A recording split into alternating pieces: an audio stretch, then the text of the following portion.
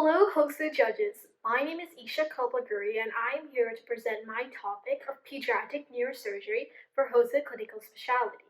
Pediatric neurosurgeons pertain to the physicians that treat and diagnose children that have problems with their central nervous system.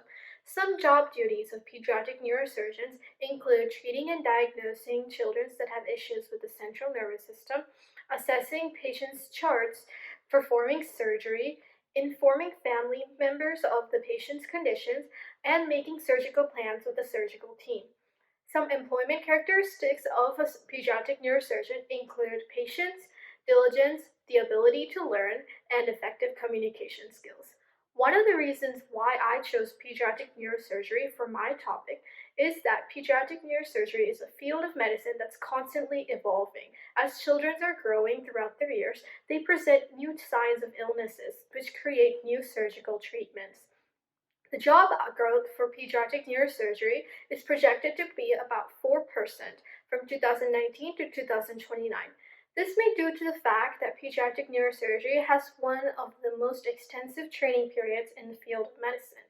After their 4-year pre-med and 4-year med, they have to continue to a 7-year neurosurgery residency program. Then they must do a 2 to 3-year fellowship to specialize in pediatric neurosurgery. Due to the extensive training, the job growth is only projected to be at 4%. One of the common procedures for pediatric neurosurgery is a shunt placement, which treats hydrocephalus. For my skill, I will be performing an ETV CPC procedure. Now on to my skill video. For my skill video, I will be performing a simulation of an ETV CPC shunt placement through the Stanford Children's Health app. So as you can see, this is a surgical repair. We're going in through the third ventricle using an endoscope to perform the ETV procedure. And the ETV procedure is known as the endoscopic third ventriculostomy. It's used to clear out the excess cerebrospinal fluid in the brain. Next, we will perform a CPC, which is known as a choroid plexus coagulation or cauterization. We're going to trim this choroid plexus and allow the fluid to flow in a different way and clear the extra fluid. Now we're using an endoscope to perform an ETV simulation. I'm going to insert the endoscope into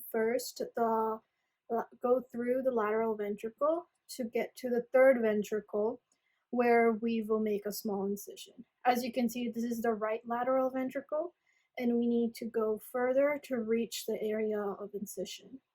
And this is the third ventricle.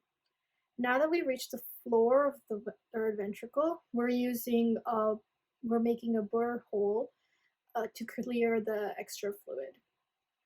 And I am performing the incision right now.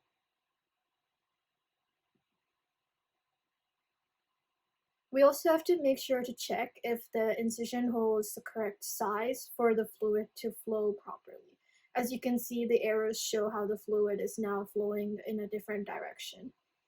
Now we have to move the endoscope and to find an area of the choroid plexus that we need to trim. So as you can see right now, I am trying to find the correct area for the choroid plexus.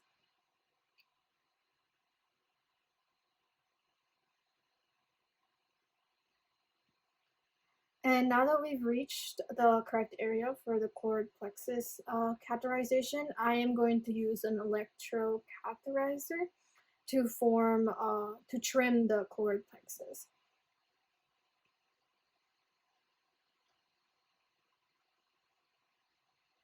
Now that we've trimmed the choroid plexus properly, we have to make sure the trim's the correct size and that the flow is occurring properly. After I've checked for the correction of the flow, I will be taking out my endoscope.